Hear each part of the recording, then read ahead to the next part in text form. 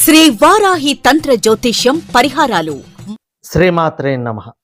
కుంభరాశి వారికి నిజంగానే గత జన్మ దోషాల ప్రభావం వీరి మీద పనిచేస్తుందా? అలా పనిచేస్తే ప్రస్తుతం ఏమి అనుభవిస్తున్నారు? మీరు ఎన్ని పరిహారాలు చేసినా మీకు ఫలితాలు రావడం లేదు, ఎందుకని? కుంభరాశి వారికి గ్రహశాంతులు, పూజలు కొందరికే ఎందుకు పూర్తి ఫలితాలను ఇస్తుంది? నిజంగా మీరు చేసే పూజలు అసలు మీ జాతకానికి సంబంధించినవేనా? ఒకరికి రాజయోగాన్ని ఇచ్చిన రెమెడీ మీకు రాజయోగాన్ని ఇస్తుందా? ఇవ్వకపోవడానికి కారణం ఏంటి? ఈ విషయాలన్నీ కూడా యోగులు, ఋషులు తంత్ర గ్రంథాల్లో ధృతకర్మ, అధృతకర్మ, ధృత అధృత కర్మల గురించి తెలియజేశారు. వాటి తంత్ర పరిహారాల గురించి తెలియజేశారు. కుంభరాశి వారు ఖచ్చితంగా తెలుసుకోవాల్సిన విషయాలు ఇవి. ఈ రాశి వారు గత జన్మ, ప్రస్తుత జన్మ వివరాలు, వాటి పరిహారాలు పూర్తిగా తెలుసుకోవాలనుకునేవారు స్కిప్ చేయకుండా పూర్తి వీడియో చూడండి. ఎన్నో ఆసక్తికరమైన విషయాలు, పురాతన తంత్ర గ్రంథాల ద్వారా కొన్ని, అనుభవపూర్వకంగా తెలుసుకున్నవి కొన్ని మీకు తెలియజేస్తాను. ఈ విషయాల మీద మీ అమూల్యమైన అభిప్రాయాన్ని ఖచ్చితంగా కామెంట్ సెక్షన్లో కామెంట్ చేయండి. ఏ పొరపాట్లు గత జన్మలో చేశారో తెలుసుకుంటే ఈ జన్మలో వాటిని దిద్దుకుని ప్రస్తుత జన్మను, రాబోయే జన్మను సుఖవంతం చేసుకోవచ్చు.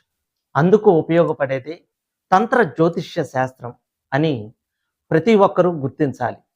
అయితే ఈ కర్మలు ఏమిటి, వీటికి ఎటువంటి పరిహారాలు చేసుకోవాలి అనే విషయాలు చివరిలో తెలియజేస్తాను.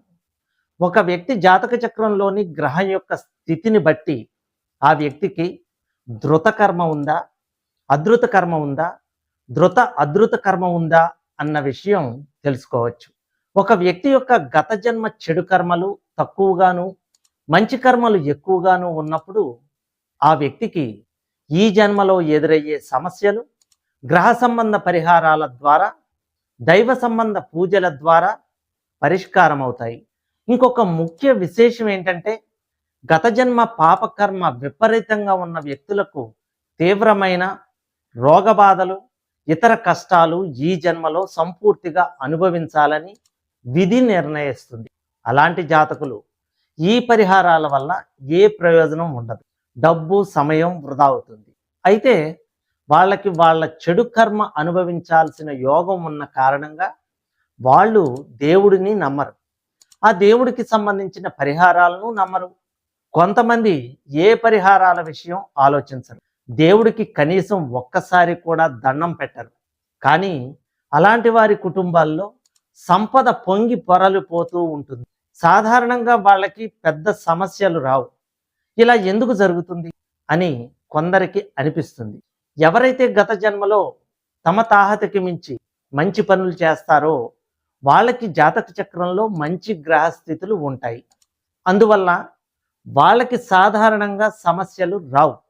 ఒకవేళ వచ్చినా వాళ్ళు గత జన్మలో చేసిన పుణ్యం కారణంగా వాళ్ళు ఆ సమస్యల నుండి చాలా తేలిగ్గా బయటపడతారు. నేను చెప్పే లక్షణాలు కనుక మీరు కలిగి ఉంటే ఖచ్చితంగా కామెంట్ సెక్షన్లో కామెంట్ చేయండి. ఫస్ట్ ధృత కర్మ గురించి. ఈ జాతకులు లేదా జాతకురాలు గత జన్మలో తీవ్రమైన పాపాలు చేసి ఉన్నట్లయితే, అంటే ఆస్తుల పంపకం సమయంలో అన్నదమ్ములను లేదా అక్క చెల్లెళ్ళను దారుణంగా మోసం చేసి వాళ్ళ వాటాలు కూడా తానే దోచుకోవటం, ఎవరినైనా హత్య చేయించటం లేదా చేయటం, వృద్ధాప్యంలో ఉన్న తల్లిదండ్రులకు అన్నం, నీళ్లు ఇవ్వకుండా నరక యాతనలకు గురి చేయటం, కూలి వాళ్ళ చేత బండ చాకిరీ చేయించుకుని చివర్లో ఏదో వంక పెట్టి వాళ్లకు ఇవ్వవలసిన కూలి ఎగ్గొట్టం, తనకు మేలు చేసిన వారికి వెన్నుపోటు పొడిచి వాళ్ళని నాశనం చేయటం, కామంతో కళ్ళు మూసుకుపోయి దానికి ప్రేమ అనే పేరు పెట్టి ఆపై తల్లిదండ్రుల గౌరవాన్ని, మనశ్శాంతిని నాశనం చేసి ప్రేమ వివాహాలు చేసుకోవటం ఫలితంగా తల్లి లేదా తండ్రి యొక్క అకాల మరణానికి లేదా ఆత్మహత్యలకు కారణం కావటం, ఇలాంటి చెడు కర్మలను ధృత కర్మ అని పిలుస్తారు. ఇలాంటి పాపాలు గత జన్మలో చేసిన జాతకులకు ఈ జన్మలో అతి దారుణమైన కష్టాలు ఎదురవుతాయి. చెప్పుకోవటానికి వీలు కాని వ్యాధులు పీడిస్తాయి. ఇలాంటి జాతకులకు ఎన్ని పరిహారాలు చేసినా ఆవగింజంత పరిహారం దొరకదని గుర్తించాలి. ఈ జాతకుడు లేదా జాతకురాలు గత జన్మలో ధృతకర్మను చేశారా లేదా అన్న విషయాన్ని ముందు నిర్ధారించుకోవాలి. ఇందుకోసం జాతక చక్రాన్ని పరిశీలించాల్సి ఉంటుంది. అయితే ఇందులో ముఖ్యమైన విషయాలు తెలుసుకోవాలి.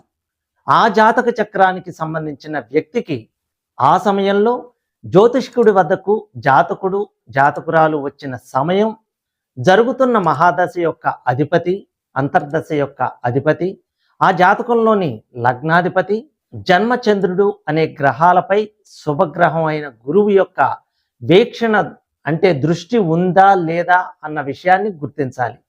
అదేవిధంగా జాతక చక్రంలో జాతకుల యొక్క గత జన్మ పుణ్యకర్మలను సూచించే 9వ స్థానం యొక్క అధిపతి యొక్క దృష్టి పైన చెప్పిన గ్రహాలపై ఉన్నదా లేదా అన్న విషయాన్ని కూడా తెలుసుకోవాలి. అలాంటి మంచి పరిస్థితులు ఆ జాతక చక్రంలో లేనట్లయితే ఆ వ్యక్తి గత జన్మలో ధృతకర్మ చేశాడని, అందువలన ఆ జాతకుడికి పరిహారాలు చేయించినా ఏ విధమైన ఫలితము ఉండదని అర్థం చేసుకోవాలి. మరి ఇలాంటి వారు ఏమి చేయాలో చివరిలో తెలియజేస్తాను. ఇక ధృత అధృత కర్మ క్షమించదగిన స్థాయిలో చేసిన గత జన్మ చెడు కర్మని ధృత అధృత కర్మ అని పిలుస్తారు. సాధారణంగా అజ్ఞానంతో ఇలాంటి తక్కువ స్థాయి పాపాలను మానవులు చేస్తూ ఉంటారు. ఏదేమైనా ధృత అధృత కర్మ చేసిన వ్యక్తుల యొక్క జాతకాలలో లగ్నాధిపతి జన్మచంద్రుడు, మహాదశ అధిపతి, అంతర్దశ అధిపతి, పైన శుభగ్రహం అయిన గురువు యొక్క శుభదృష్టి లేదా పూర్వజన్మ పుణ్యాన్ని సూచించే నవమ స్థానంలో ఉన్న గ్రహం యొక్క దృష్టి పడినట్లుగా ఉన్నట్టయితే ఇలాంటి జాతకులకు పరిహారాలు చేయిస్తే తప్పకుండా వాళ్ళ సమస్యలు చాలా వరకు తీరిపోతాయని చెప్పవచ్చు. ఇక అధృత కర్మ ఒక వ్యక్తి గత జన్మలో చేసిన చెడు కర్మ చాలా తక్కువ పరిమాణంలో ఉన్నట్టయితే, అంటే ఇతరుల పట్ల చెడు ఆలోచనలు చేయటం లాంటివి అన్నమాట. ఇతరులకు చెడు చెయ్యాలి అన్న ఆలోచన ఉంటుందే కానీ దానిని కార్యరూపంలోకి తీసుకురావటం జరగదు. అంటే నిజంగా ఇతరులకు చెడు చేయటం జరగదు. ఏదేమైనా ఇతరులకు చెడు చెయ్యాలని ఆలోచించటం కూడా కొంతవరకు పాపమే గనుక ఆ పాపానికి తగినట్లుగా ఒక స్థాయి కష్టాలను ఆ వ్యక్తి ఈ జన్మలో అనుభవించటం జరుగుతుంది. జాతక చక్రాన్ని పరిశీలించినప్పుడు జాతక చక్రంలో గురువు లేదా 9వ స్థానాధిపతి ఆ జాతకంలోని లగ్నంలో ఉండటం లేదా జన్మ చంద్రుడితో కలిసి ఉండటం లేదా మహాదశాధిపతి లేదా అంతర్దశాధిపతితో కలిసి ఉండటం కనిపిస్తుంది. ఈ స్థితిని బట్టి అర్థం చేసుకోవాల్సింది ఏంటంటే ఈ జాతకుడికి జాతకురాలికి ఏ విధమైన పరిహారాలు చేయవలసిన పని లేదు.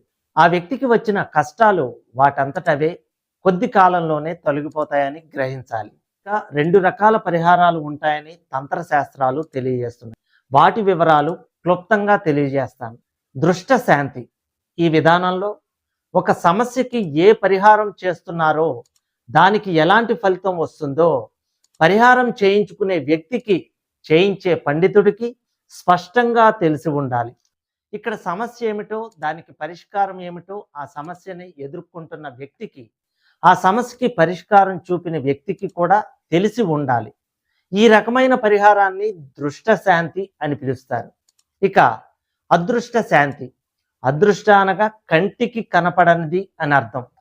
కేవలం జ్యోతిష్య పండితుడికి జాతకుడి యొక్క జాతక చక్రంలో మాత్రమే ఈ అదృష్ట శాంతి గురించి, అంటే కంటికి కనపడని ప్రభావాలు కలిగిన శాంతి అంటే పరిహారాల గురించి కనిపిస్తుంది. ఈ విధానంలో జాతకుడు జ్యోతిష్య పండితుడు చెప్పిన పరిహారాలను మరొక ఆలోచన లేకుండా, అంటే మారు మాట్లాడకుండా చేయించుకుంటాడు. అయితే ఈ పరిహారాల ద్వారా ఏ విధమైన మార్పులు తన జీవితంలో వస్తాయో జాతకుడికి ఏమాత్రం తెలియవు. కేవలం వాటి యొక్క ఫలాన్ని మాత్రమే జాతకుడు అనుభవిస్తాడు. గ్రహదోషాల కోసం చేయించే పరిహారాలు, హోమాలు, తీర్థయాత్రలు, పేదలకు అన్నదానం చేయటం, సత్రాలు కట్టించడం, పాఠశాలలు పెట్టించడం, సొంతంగా రక్తదానాలు చేయటం, ఇతరుల చేత చేయించటం, ఇలాంటి పరిహారాలను లేదా శాంతులను అదృష్ట శాంతి అనే పేరుతో పిలుస్తారు. కనుక గత జన్మలో తీవ్రమైన పాపాలు చేసి ఆ పాప ఫలితాన్ని ఈ జన్మలో అనుభవిస్తున్న వారు, ధృతకర్మ చేసిన వారు తమ జాతక చక్రంలో ఉన్న గ్రహస్థితులను బట్టి అతి శక్తివంతమైన తాంత్రిక పరిహారాలను చేయించుకున్నట్లయితే సమస్యలు కొంతవరకైనా పరిష్కారం దొరుకుతుంది. అంతేకాకుండా తీవ్ర శక్తి గల పరిహారాల కారణంగా వాళ్ళకి ఇకపై కొత్త సమస్యలు రావడం సంపూర్తిగా ఆగిపోతుంది. ఇక గత జన్మలో సాధారణమైన పాపాలు చేసిన వారు తగిన పరిహారాల ద్వారా తమ సమస్యలను చాలా వరకు పోగొట్టుకుని మంచి స్థితికి చేరుకోవచ్చని భావించవచ్చు.